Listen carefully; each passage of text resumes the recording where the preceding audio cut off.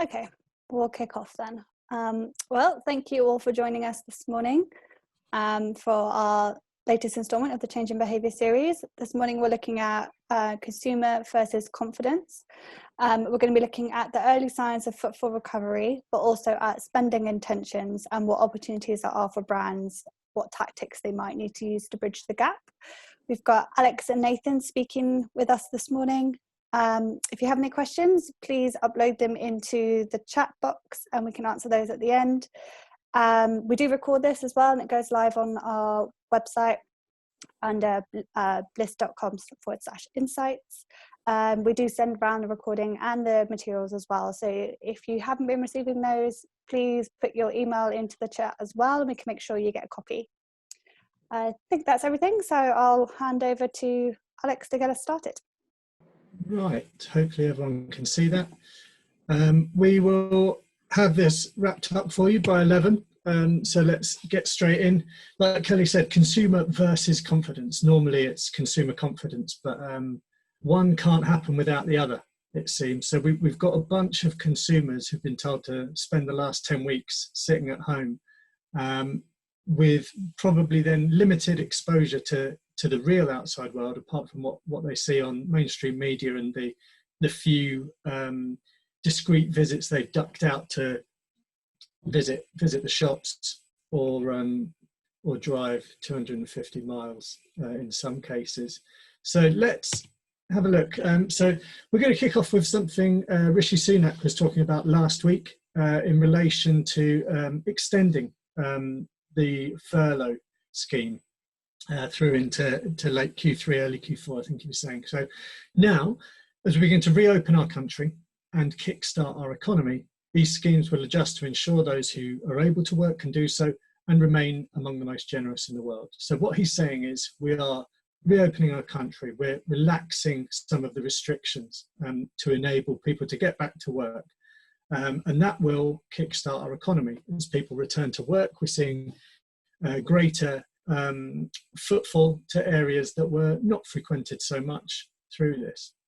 And in being the most generous scheme in the world, or amongst the most generous in his words, we have given people the funds to help support the recovery of the economy. So we'll come on to this again a little bit later, but consumer spending contributes approximately 60% to national GDP. So it's incredibly important that we get people back out there spending. And that is what the furlough scheme has been designed to do. Whether, when we get to the end of it, in hindsight, it will have been enough, or whether it was the right thing to do, remains to be seen. But certainly, I think it was a good idea. So on to the first point of his, reopen the country. And whether, depending on your perspective, or like we're all enthusiastic amateur epidemiologists now, it might seem a little soon to some people to be reopening the country. We talked through this chart, or variations on this chart, in every webinar. The green line are the daily new cases. We've rolled these up on a 7-day average. So we can see the peak here, mid-April. We saw a small decline after that before a very slight second rise. But what the purple line tracking is telling us is the rate of these new cases changing over time. So fortunately, for quite a while, we've been hovering close to the 0% mark. Don't know if everyone has the same little screen of videos on the right-hand side as I do, but on the right-hand side, this line basically tracks at 0%. What that's saying is that we're seeing the same number of cases this week as we were last week. And that number of cases is still very high. Yeah, we're still talking several thousand cases coming through every day on a 7-day average. If we zoom in and take a look at just the last 4 weeks of this, it has only been relatively recently that we've seen a sharp drop from that week-on-week stability. This is where we want to be going. We want this to fall fast. We've got some comparisons to Italy coming later in the deck, and they were around this 30%, minus 30% week-on-week change for several weeks before they lifted lockdown. So while I understand from an economic perspective the enthusiasm to lift restrictions, it will have to be managed very, very carefully now, I think, if we're to avoid a potentially even worse situation with a second spike and another round of lockdowns. So keep your eyes on those numbers. The second of Rishi Sunak's points about kickstarting the economy. And this is why it's so important, and why he will have to talk this up in his position, is that looking at March versus April, UK retail, which, as we said, contributes a massive amount to national GDP, dropped 18%. Obviously, we've seen footfall decline more than this, but this drop of 18% covers all retail, online, offline, clothing, home, DIY, footwear, beer, wine, spirits, and so on. So to see an 18% drop month on month is huge, and it follows a 6% drop the month before. So we're down a quarter since February. It's a massive drop. This is what people can get back and start spending on immediately. But the challenges the country face, and Rishi Sunak is the spearhead of this, is that unemployment claims have grown 70% in April versus March. So there are now 2.1 million people claiming unemployment. You add that to the 8.7 million people on furlough, which has doubled since a month ago. And so roughly we're talking about retail down a quarter and 40% of the working population either unemployed or furloughed. I know working population and unemployed sounds like a oxymoron, but the potential working population. So we have a number of people either increasingly unable to spend or reluctant to spend, but we need them to get back and spend. And the good news is that we are starting to see shoppers returning. So there is a degree of confidence there. At the moment, the greatest proportion of that confidence is in areas where people must spend and places where they have been more familiar with going through the lockdown. So this is our view on grocery visits. So if we go back to the start of the year, we've seen that hover pretty close to an index we posted for the first start of the year. It went up a bit, back down a bit, up a bit, down a bit through the first couple of months, until the advice in mid-March to work from home if you can. That was the midway through this period of reporting, so we saw a drop there. Lockdown was introduced just prior to this period, so we saw that bottom out for about 6 to 8 weeks. But most recently now, we have seen, reassuringly and to much relief, an 84% increase in the visitors seen in UK grocery during that period. And obviously grocery is one of the basic human need states. So people have been going in to get their essentials. I think the pattern of shopping has begun to change with more luxury items being picked up as stores have become better stocked. And there are wider implications for this in terms of branded goods and how they are stocked, perceived, promoted within these stores as well. But just simply to see the footfall coming back and a degree of competitiveness and promiscuity in the market makes it a lot more interesting as well from our perspective. Obviously, this is just grocery. Nathan's been looking at what he's seen across a few other categories and in other markets. So I don't know if you've got a few points to add here. Yeah, it parallels a lot of what we've seen, not just in the UK in terms of some of the other categories like pharmaceuticals products, but also what we've seen in a lot of the other markets in Europe and also in places like the US and some of the states where they're relaxing lockdown. What's quite interesting in this UK example is in the most recent period where we saw that uplift of footfall. Some of this also seems to have been driven by the instant hot weather, so the sudden change to hot weather that's driving a lot of consumers back to store. And it sort of attests to sort of like a logical consumer. So that sort of illusion of safety that's driving people back to store for sort of short-term and impulse needs. So think of summer essentials, you know, ice creams, barbecue essentials, sun cream, which people don't really want to wait 7 days for in terms of delivery, and so are going to store. But maybe they rationalize this in their minds by saying, well, actually the risk of me getting infected is a lot lower because I'm, you know, ducking in for one item. But how rarely do you ever just grab, you know, one item or just touch one item or one place in the store? you're exchanging cash or paying with card, or you're picking up a basket, and actually the rate of, the chance of infection is probably not that much diminished, if diminished at all. So it sort of attests to, consumers want this illusion of safety, and if, for a lesson for retailers or brands, if you can try and build up that feeling of safety, of the ability to go to store and, diminish the risk of infection, actually it provides a bit of promise, and particularly here, that short-term demand, we may see it sort of flatten out as, people stock up on the essentials and they don't need to replenish, but it actually gives a bit of promise, going forwards, looking around certain holidays or certain periods, if there's a sudden change in need states, that might actually be an opportunity for retailers. Thanks, Nathan. Yeah, so this is, I think, like I said, this is just the grocery figures we've seen, but I think just this week, with some restrictions being lifted on June the 1st, there was reports of 30% uplift in visits to shopping centres, similar kind of numbers to malls. So there is consumer appetite there, which is very reassuring for brands and for the economy. So shoppers are returning in increasing numbers as well, but are they spending? Obviously, we've seen in grocery they are spending, so with massive increases, like historically enormous increases in spending through March, April, and a slight dip in May, but only versus the massive base that we saw pop up in April. And interestingly, when Nathan was talking about how illogical consumers can be, how's this for strange logic? When we ask people, and this is a very short economic survey looking at consumer confidence, we asked in February, again in March, in April, and 2 dips in May, one either side of Boris's announcement to return to work, due to go into field this weekend with another wave, so wave 6 there. But what we see in the green line is that people are not especially optimistic about the shape of the economy. It nosedived from February to March as lockdown was implemented. It slowly declined since then, but obviously there has been continued bad news.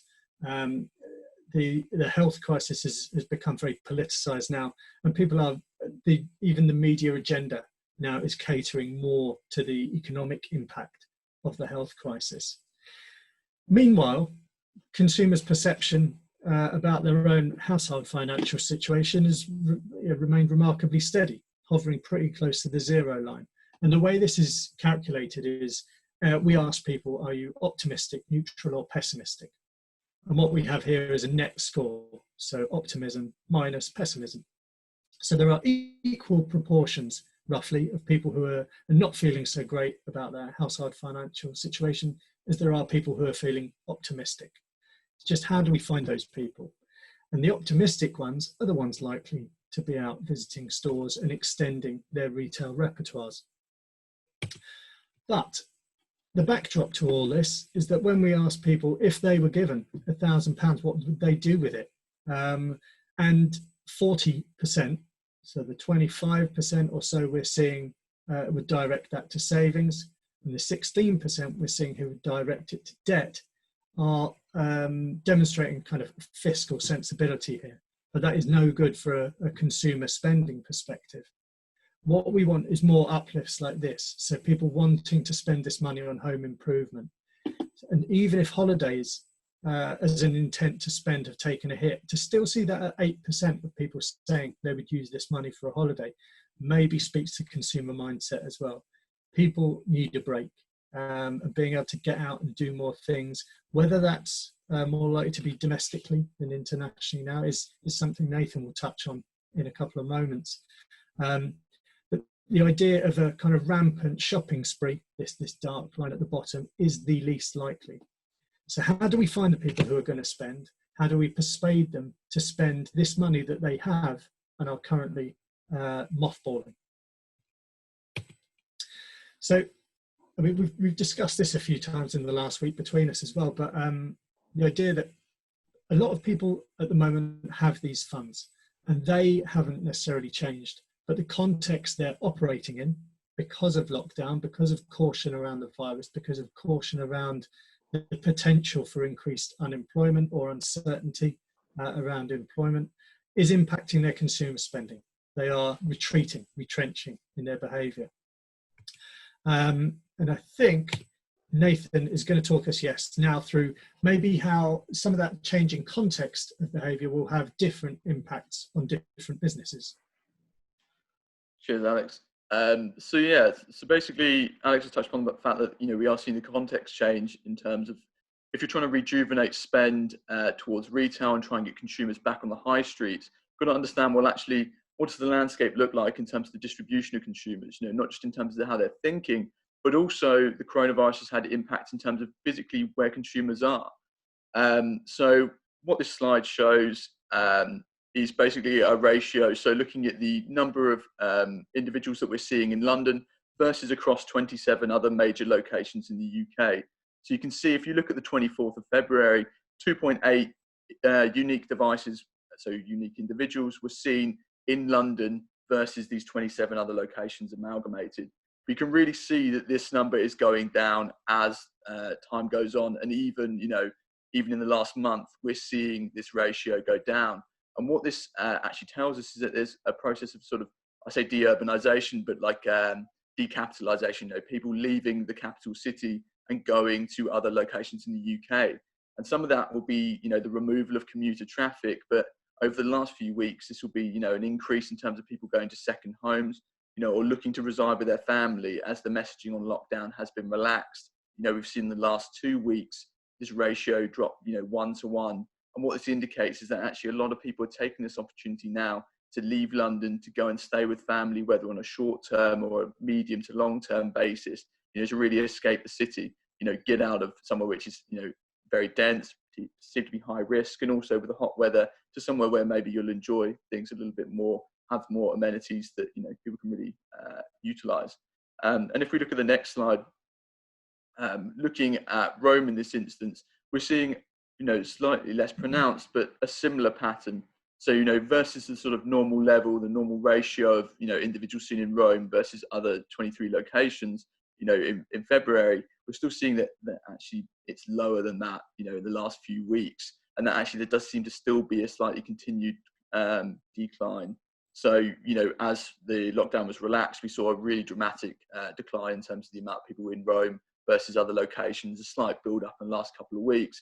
But it still suggests that people are distancing, from the high density areas. It's not just a UK pattern, like so many of the trends that we've seen. This seems to be, an area where actually internationally we're seeing a lot of these same trends. And this is really important for retailers to grasp, is because, you think about how important in the past, apologies, the buzzer is just going off in my flat. If we look at, how retailers, in London, that generates a lot of their revenue. And so actually trying to get their retail landscape going back on, a lot of the places that have been most expensive for upkeep in terms of rent, in terms of hiring staff, actually now may not be delivering that same amount of revenue. Because if, so many of their consumers have now gone out of London, you might see profitability spike in, say, smaller town locations. We saw this towards the beginning of the coronavirus, where grocery stores that were in small summer towns actually were suddenly empty from the shelves and seeing a lot more revenue. And so, of course, if you're, say, in the leisure industry, you think about pubs. In my area, so using the sample of one, there's about 12 pubs within a 5-minute walking radius. But of course, if the population in the area has dropped, 20% to a third, you're going to lose a lot more consumers. And, combined with the fact that people are drinking in parks more, people are buying a lot more alcohol from the stores, actually has big implications in terms of their recovery. Will a lot of these pubs reopen? Will they just shift staff and reopen half their landscape? All of this has a significant impact in terms of, what the government wants to achieve, but also what retailers want to achieve in terms of their path to recovery. If we go to the next slide. So this is something that Rishi Sunak has really pressed upon, is the fact that they want to Sorry, I'm just going to move into a different room because the gardener has decided now is the time to really go ham. But basically, this is one of the things that the government has really talked about, is the fact that they've not just wanted to support people through the coronavirus, but also going into the post-coronavirus period. So really, we need to understand, well, what can we actually expect? What are some of the prospects for different verticals? And if we move to the next slide, really answering the question on what's on the other side. One of the verticals that we chose to have a look at is travel, because this is one of the, it's a massive area, not just for the UK, but also for so many international markets. As we'll all be quite aware from looking at the news. The airlines and a lot of the travel companies are really in a beleaguered state, particularly things like cruise liners. But we also know there's probably going to be a timeline in terms of recovery, with domestic travel recovering before foreign international travel. So what we've had a look at is to look at, well, actually, what's available to consumers now is probably domestic travel, maybe not even traditional leisure, maybe not paying to stay places or paying for transport, but, maybe driving down, staying with families. But it gives us an indication of the sort of appetite for consumers to start moving around, for people to start moving, through that funnel to recovery. And so if we have a look at, travel from London, to other locations in the UK, we're really seeing that it did pick up towards the middle of May. So again, as I said before, in terms of retail, we're seeing the sudden change in weather also provide a boost. But it also suggests that, the relaxation in government messaging is also stimulating people to actually start moving beyond the peripheries of their sort of, current environment. And this is something that we're also seeing in Rome, so picking up around the same time. So if we move on to the next slide. One of the other things we can look at, so that gives us a bit of the do, and it actually, whether people are moving around gives us a good indicator, not just for domestic tourism, so when people are trying to convert that to spend, but also, as we know, that'll be the first point of recovery, then give an idea of the appetite for people to look, abroad, because once they're comfortable moving around the UK, why wouldn't they be comfortable moving around, say, Europe or to further international markets? And one of the things we've also looked at, so moving beyond the do on the previous slide, is also the sort of say and show. So here, what we're looking at is engagement over the last 3 months with travel content. So think of the likes of Skyscanner, TripAdvisor, Lonely Planet, etc. And what we're really seeing is that it hit, unprecedented lows for a 2-month period, really, between, lockdown coming into force, a week before that, and then going all the way to the start of May, mid-May. But actually now what we're seeing is a real dramatic uplift in terms of people engaging with this type of content. And if we flick to the next slide, we can see that this is really very dramatic if we look in the context of the last month. Engagement has increased between 2.5 and 7 times for each of these markets that we've had a look at, so the US, the UK and Italy. And it's really interesting because, you can see that UK levels of engagement are pretty similar to what they were, going into lockdown, so just before lockdown. And actually, if we'd had a look at this a week before, the UK would have looked quite similar to the US. So, seeing sort of engagement double, but way below their pre-lockdown highs. And actually, Italy has provided quite a useful example. So I talked about before how we're seeing a lot of trends internationally, and actually taking precedence from other markets can really help to understand the path to recovery. And so whilst the US looks, the trajectory looks quite low compared to the UK to Italy, actually, given what we've seen from Italy and then the UK, we expect this to sort of be the uplift that we see in the US over the next few weeks as, more states relax their restrictions. And it's a really interesting point, of course, for retailers and tourist companies, because, of course, the inventory is cheap at the moment. It's a good time to cut through, a good time to sort of load messaging and try and get consumers thinking about your brands. But, of course, it has, different implications, whether people are spending with cash, which is really positive, stimulating that consumer spend, or whether they're using vouchers, because that's a lot of people had, refunds given to them before. And if you're simply taking a voucher back, it's not generating new revenue for the company and not really going to be helping these beleaguered airlines that, are really struggling to stay afloat at the moment. So I think that's my spiel for now, and I'll pass it back over to Alex. Yeah, which just leaves me to wrap up, really. So where this nets out as, whether we're scanning back a bit through that timeline from daydreaming about holidays to, the action of going on holiday, through intent, through right back to the kernel of a thought. Now, the government need consumers to contribute to the recovery. So here we've got kind of a key stat for 3 scenarios we might see play out. At the moment, according to the Chancellor, we are looking to the other side. So we are through the worst, and the numbers bear that out. We're still not in a good situation, but we are through the worst. And what we're seeing across retail at the moment is increasing levels of footfall week on week. This is more people visiting more stores, a return of some people to the market who have not been so active over the last 10 weeks. So even if we use a fairly conservative 10% week-on-week growth figure, that would see us return to pre-COVID levels of footfall in September. which should hopefully, notwithstanding any kind of relapse, set us up for a pretty good Q4, as long as the furlough scheme has worked and businesses are being able to hire again. Another scenario is how this will look from a recovery perspective. So through this period of stability, yes, if we're seeing footfall return, are we seeing spending return? So consumer spending had been on an upward trajectory really through 2018, 2019, but that had then slowed down again with the uncertainty around Brexit, which seems like a distant memory now, and probably something we all wish was back on the news agenda. But with confidence in the economy at an all-time low, this will undoubtedly, before too long, start to impact a greater number of households. And with households spending contributing 63% to national product, we can't really afford for that to dip any further. So we need spending to come back. And and with the barometer of footfall to retail, we're in a good position to chart where that growth is happening. The third scenario, and it seems a pity to end on this one, is the prospect of relapse. This is what we absolutely don't want to happen from a health perspective and an economic perspective. So if there was a fresh wave of infection, even if it didn't hit the same levels we saw through earlier mid-April, any fluke back up above that 0% growth line would be a bad thing. It would force another round of lockdown, and we've seen how damaging that can be in terms of whether it's retail or the leisure industry, like Nathan alluded to, in terms of pubs, restaurants, bars, cafes, food restaurants, all those rungs of the service ladder that employ enormous numbers of people who we need to keep into work. So we've got this series of interlocking spokes here.